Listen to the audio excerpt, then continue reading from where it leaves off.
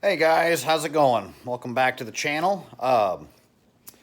So we're moving on for a little while. I've got part one, part two of the Nerf bar builds, and I'll have a three coming up. We're at this point right now. So, gotta wait till I have time to run get my bed liner, the rubber coating for them. I ran out, and so I've got to make sure I'm just going to get a fresh gallon because after I do this wonderful next part, I'll go ahead and have to redo the rubber on the bottom of the truck as well. So I've got all my rockers and everything covered. I like the two-tone contrast. I like the idea that the stuff's really good with rock chips and whatnot. So we are on to cab corners, and I'm doing the rockers on the bottom of my cab. Now, the carnage is pretty nasty. I guarantee a lot of people would say they live in hell with it and just go ahead and put a new cab on the truck or a better one if you could find it. Problem is with that, you start running into a lot of issues with title and VIN numbers and how everything's marked. I'm not going to screw around with that. It's not bad enough that I need a new cab. Honestly, I could probably use one door, and then it's a lot of work. It's not just the rockers, it's that back plate underneath. It's rotten, and the braces that come down, so there's tubular braces, if you want to call them that, that run from one side of the truck to the other on the bottom of the cab. And that gives kind of your support for the bottom of the cab. That gives, they curve down and attach to this backer plate. That's what I'm going to call it. I'm not a body man by any means. I've just done multiple trucks, cars that I've redone, kind of the DIY way. And if you're a professional, you may want to call me an idiot, but this is a lot of times how us rednecks try to get stuff done. It's to my liking. This is not something for anyone else. This is my truck. So it's beefed up probably way more than it's supposed to be. I've got new cab corners. I tried to make my own because I was going to change the dimensions of it. And honestly, it was that inside pocket, which I can, you'll see it when you open the door, that really curved inside part. I couldn't really figure out how to get that without worrying too much about when you shut the door and having issues with it. The outside on that corner that you see, I actually was going to have that flare just a little bit. The curve's not too difficult to make. I actually got really close to it. But in the long run, I was like, they're not that expensive. I could just buy these. I did not like the repair rocker kits, the way they're designed. It wasn't going to fix everything. They didn't actually have the whole setup. And again, it came with the engineered holes, which is what causes these problems. When I pulled the cab corner off, and you'll see it here in a second, so they sealed that one section, and there's a drip tube coming down from the top of the cab as well. And so mud and the moisture all collects in there with no way out, nowhere to go, with just a few sporadic holes that run down that backer plate. To let some moisture out, but you're still getting mud and dirt in there, which holds moisture and then rots these trucks. Some of you may, it's a Ford. If you're a Chevy guy or a Dodge guy watching this, they all three rust. These are not the good trucks of, like, let's say the 40s through the 70s.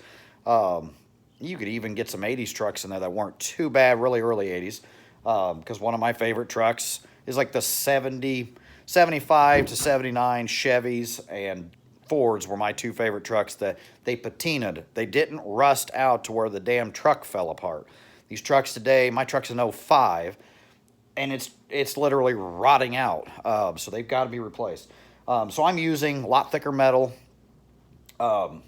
beefing it up, and I need it that way it can also take hits. If I go off-roading, I like to be able to rub a tree without it completely disintegrating.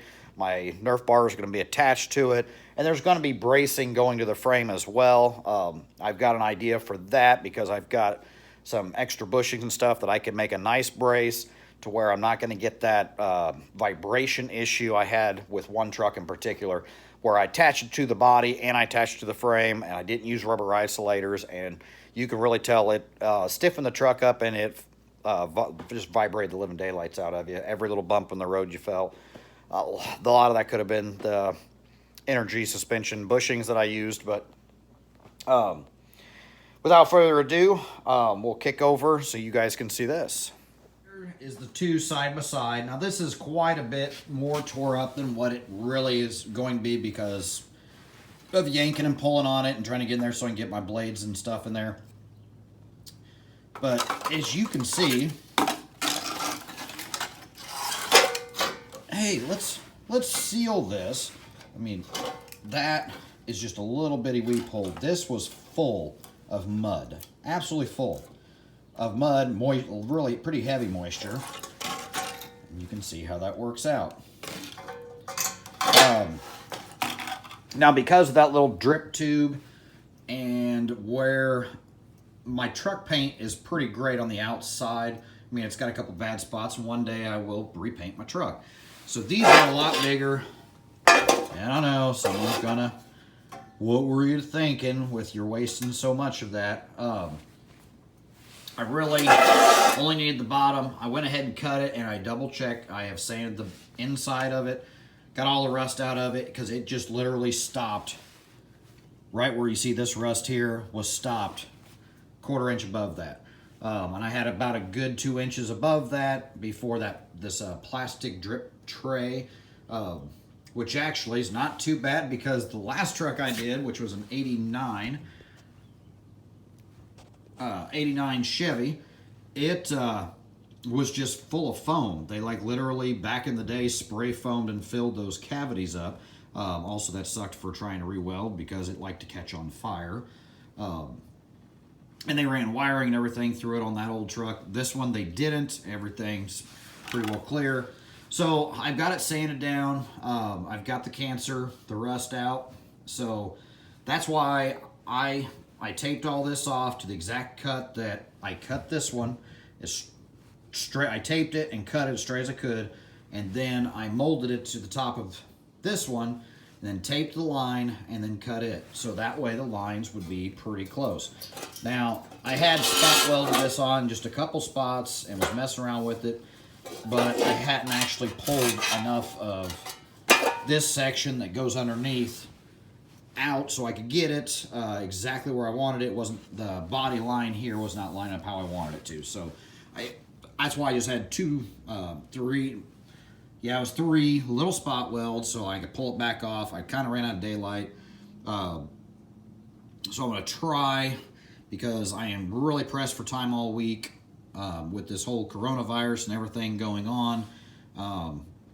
I'm still an essential worker, so I'm actually working more hours than I was, and we're trying to play catch up and deal with customers in a different way. So my life's kind of a little hectic, even though some people would think it's not, because, well, I don't have sports activities and all this other stuff. No, I've got to come home and still watch kids that's been here all day and they want to play, and we got to do games, and it has been fun to a certain degree because we're getting out a heck of a lot more with the kids, taking walks, bike rides. So try to think positive. I hope everyone is staying safe. I will probably do this in a part 1 with some photos of how it's progressing, and then we'll go into part 2 with the full-blown deal getting on here. Because of the angles and everything, it is going to be hard for taking video of how this is going, so I will have some photos as we go along and kind of what I'm doing so you guys can see, and we'll go from there. So I hope you enjoy the photos that I'll post, and I will see you talk again on part 2.